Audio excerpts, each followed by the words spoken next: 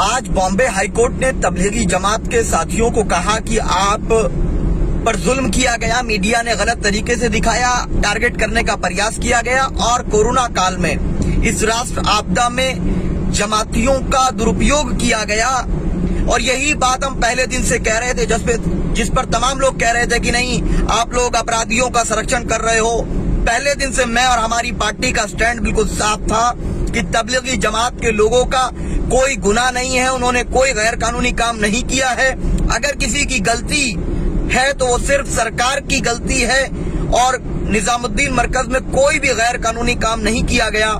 जिस बात को आज बॉम्बे हाईकोर्ट ने ये सिद्ध कर दिया, और मैं तो कहता हूँ कि बॉम्बे हाईकोर्ट को तमाम मीडिया चैनल्स को भी नोटिस भेजना चाहिए जो सुबह शाम उनको कोरोना बम, कोरोना जिहादी और तमाम तरह की बातें करके समाज को बांटने का षड्यंत्र रच रहे थे, जिनके खिलाफ हम बार बार कह रहे थे।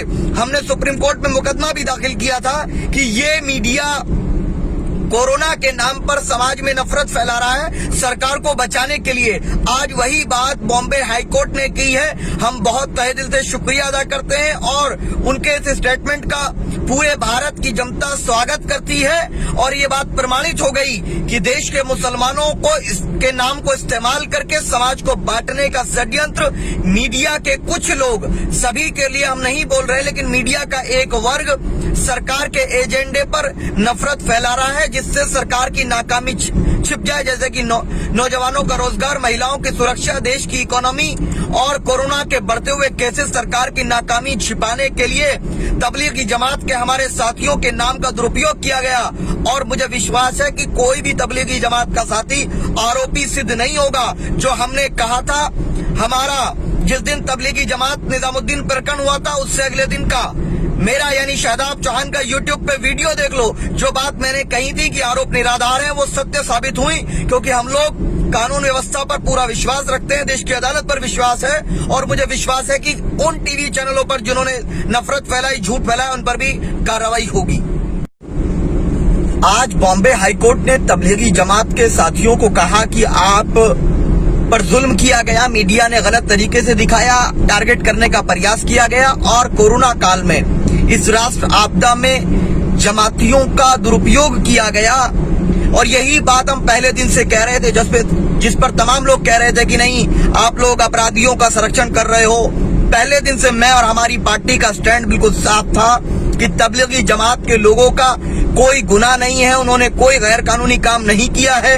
अगर किसी की गलती है तो वो सिर्फ सरकार की गलती है और निजामुद्दीन मरकज में कोई भी गैर कानूनी काम नहीं किया गया। जिस बात को आज बॉम्बे हाईकोर्ट ने ये सिद्ध कर दिया, और मैं तो कहता हूँ कि बॉम्बे हाईकोर्ट को तमाम मीडिया चैनल्स को भी नोटिस भेजना चाहिए जो सुबह शाम उनको कोरोना बम, कोरोना जिहादी और तमाम तरह की बातें करके समाज को बांटने का षड्यंत्र रच रहे थे, जिनके खिलाफ हम बार बार कह रहे थे। हमने सुप्रीम कोर्ट में मुकदमा भी दाखिल किया था कि ये मीडिया कोरोना के नाम पर समाज में नफरत फैला रहा है सरकार को बचाने के लिए।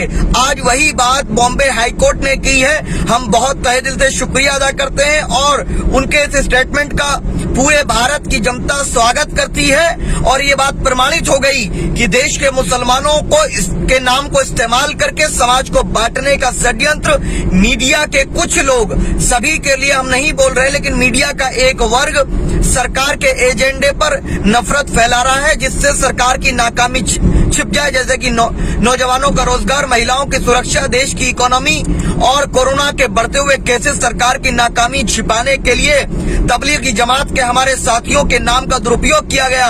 और मुझे विश्वास है कि कोई भी तबलीगी जमात का साथी आरोपी सिद्ध नहीं होगा। जो हमने कहा था, हमारा जिस दिन तबलीगी जमात निजामुद्दीन प्रकरण हुआ था, उससे अगले दिन का मेरा यानी शादाब चौहान का यूट्यूब पे वीडियो देख लो। जो बात मैंने कही थी कि आरोप निराधार है, वो सत्य साबित हुई, क्योंकि हम लोग कानून व्यवस्था पर पूरा विश्वास रखते हैं, देश की अदालत पर विश्वास है। और मुझे विश्वास है कि उन टीवी चैनलों पर जिन्होंने नफरत फैलाई, झूठ फैलाया, उन पर भी कार्रवाई होगी।